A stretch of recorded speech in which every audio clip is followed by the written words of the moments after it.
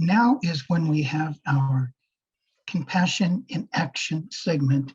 And we always highlight somebody in our community who's, just doing something special or very interesting in the way of extending compassion to non-human animals. And today, we're going to actually be joined by three of our members, Dave Simon, Reverend Nathan Demay, and Jacob Bleu. I'm not going to ask you specific questions, but what I wanted to do was give each of you an opportunity to introduce yourselves and just talk a little bit about what you're doing and the things that you've been doing that kind of resonate with the mission of the Compassion Consortium. And in particular, I would like you to share with us, what is it that drew you to the Compassion Consortium? What is it that caused you to become a person who extends compassion to all beings? And was it an aha moment or was it a journey?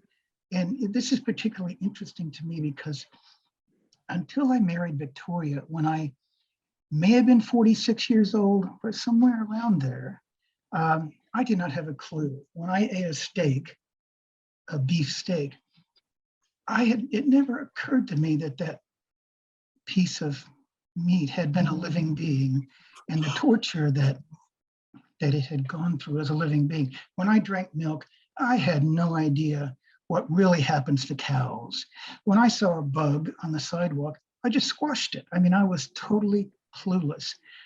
And then I married Victoria, and then all of a sudden I started to understand, but it still wasn't an aha moment. It was a process. It took, I don't know how many years, but it was a journey. And so let's just start. David, I see you first. So can you just share with us about your journey to where you are today? So I went vegan in 2008 for ethical reasons. I watched videos about factory farming, and that convinced me. But for me, my vegan journey was really about animals and animal activism. And I would say in the early stages of my vegan life, I was an angry activist. I went through a phase that many activists, I think, go through. And my vegan journey sort of evolved to have a spiritual component, because I think, at least for me, maybe not for everybody, for me, the meaning of vegan needs to be more inclusive than just compassion for non-human animals. It really needs to mean compassion for all beings and for myself. And a few years ago, sort of when we were in the midst of both fear related to the pandemic and sort of a political environment of a lot of hate, a lot of politicians in this country and elsewhere who espouse and foster a culture of hate, I just sort of added this mindfulness component to my vegan journey, started meditating. And when somebody told me about Compassion Consortium, I went to the first online meeting where there were people meditating at a farm sanctuary, and sheep came up and nuzzled the meditators. And I still can't describe that experience without weeping, because it was so moving. I remember that. I distinctly remember that, yes. And that is what I saw an immediate fit. Like, this is exactly what I'm going through. This discussion of where veganism meets mindfulness is exactly what I'm going through in my life, and this was a perfect fit for me. Okay. So I'm so grateful that that you, Sarah, Victoria, Erica, put this together. Okay, well, thank you very much. So, Jacob, you're up. All right. Yeah. So very similar to you, William. I'm from Houston, Texas. Grew up in West Texas, right on the border of Texas, New Mexico. So deep in the heart of barbecue. meat country. I did 7 years ago. If you would have told me I was on this journey, I probably would laugh at you, told you you're crazy. So it was in 2016 where I took on this vegan journey, and my life changed for the betterment forever. So yeah, so I have, I even have a blog. The blog is, it's clickbait. Said I am not meant for veganism. At times of my early career as a teen, I was a butcher, worked in a meat market. I'm deathly allergic to cats and dogs. I grew up in the country where when we were bored, we would interrupt the wilderness with by any means necessary. So all those things mixed together, I was not meant to take animals lightly. It was bothering animals, and again, being allergic to cats and dogs, I had no sentimental value, no compassion, no sensitive bones in my body towards any animals. And so actually going vegan, it was July of 2016. I was on a journey of trying to figure out, I was on a health journey of trying to figure out why I was so tired. Prior to that, I tried water diets, I tried sleep exercises, I tried juice cleanses. I just tried so many different things. I tried mushroom coffee, and I was like, I heard podcasts about vegetarianism and diet and veganism. So I was like, I'm gonna try veganism for 21 days. It was July 1st. I was like, I'm gonna do veganism for 21 days. No problem. My wife and I, we've done Daniel fasts, which is a vegan diet, which biblically the optimal time in human history a human has been is when they were vegan, which is pretty fantastic.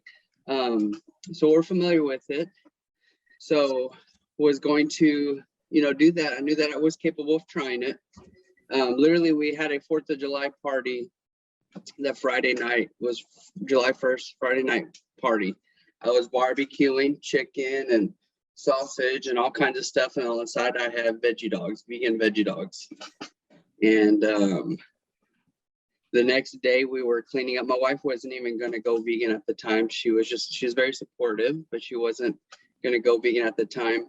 The next day we're cleaning up from the party, and I usually throw on some kind of documentary. It's completely coincidental. I usually throw on some kind of documentary just to kind of have something on in the background, and throw something on in the background while we're cleaning up the house, washing dishes, just straightening up from the party. And I see a documentary that caught my eye. I was like, hey, this looks cool. I have no idea what it's about. Most of y'all might respond in like a, wow. But I was like, this is a cool poster. It's a cool word. And it was called Cowspiracy. And I was like, oh, this is a cool poster. I thought it was about conspiracies. I was like, ooh. So I put it on. 10 minutes in, with the way I say it, it was the Holy Spirit punched me in my gut and said, you're on the right path, Jacob. You're on the right path. You're on your right journey. You are right where I want you.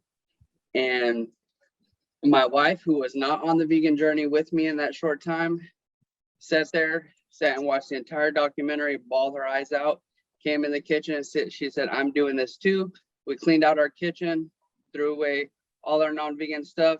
6 years later, I'm a vegan lifestyle coach and educator through Main Street Vegan. She was upstairs during this meeting on a advisory board for Peaceful Planet Lifestyle Dogs, another Houston vegan organization. We're both deeply rooted in the Houston vegan world and even small roots throughout the United States. Very, very proud, and we're excited to be a part of this community. Faith plays a big part of our life. Traditional denomination in Texas plays a big part of our faith in our lives, and we're excited to see where our life goes in the Compassion Consortium journey here. Yeah. Thank you very much. Yeah. So Reverend Nathan, you are a graduate of the same interfaith seminary as I am and Reverend Sarah. So Yes. tell us your story. So really, for my entire life, there are two things that have been extremely important and fascinating to me. And those are religion. And I mean that in the broadest sense, like every kind of, I'm still at this point in my life, I'm still uncovering religions I've never heard of before. And animals. And similarly, there are always new species or new animals that I'm learning about. So growing up, I had kind of a disconnect between my love of animals and, eating the way most Westerners eat. I was the kind of kid that wanted to, save the cow, spare the cow if I actually saw the cow, but then it didn't always translate into, my understanding when I was eating. So for me, I guess there's this deep kinship with other beings that I experience more deeply even as I age. We have now 2 beagles in our house. We rescued one a couple of weeks ago who was part of a raid done by the government against an organization called Envigo. I don't know if people are familiar with that or not, but Envigo breeds beagles for laboratory experimentation, and they were shut down because the conditions of their facility were so bad. So there were about 2,000 animals that were rescued from that facility in Virginia, and one of them is now living with us. And I look at her, she has a tattoo inside of her ear. That would have been her name, was a series of letters. And I don't know. I can't imagine harming her. I can't imagine subjecting her to that kind of life. The other beagle that we have is also a rescue, and he was rescued from a situation where the family that he lived with, or the woman he lived with, was a hoarder of animals. And she was told by the police that she could only keep 2 animals after her first infraction. And he was one of the 2 that she kept. And then she continued to start up hoarding again, and he was taken away from her. And fortunately, he found his way to Atlanta from somewhere in Florida. But he's another one that I look at him, and he's missing a quarter of his left ear. We don't know what happened there because he was at least 6 years old when he came to us. He only has 6 teeth, but he's just the sweetest, happiest being. And I just, again, that the word kinship is what really comes up for me. I walk outside and I see little lizards scurrying, and I see all kinds of things, and I'm just fascinated by them. And I feel this deep spiritual connection to them. And I don't want to squash them or hurt them or do any of that. So anyway, it's a long and rambling. I've been on Zoom for a long time today. This is a perfect intersection of 2 of my great loves, religious faiths and animals. Okay, well, thank you very much. So David, Reverend Nathan, and Jacob, we are so happy that you are part of the Compassion Consortium, and we especially thank you for sharing with everybody else today. So again, thank you.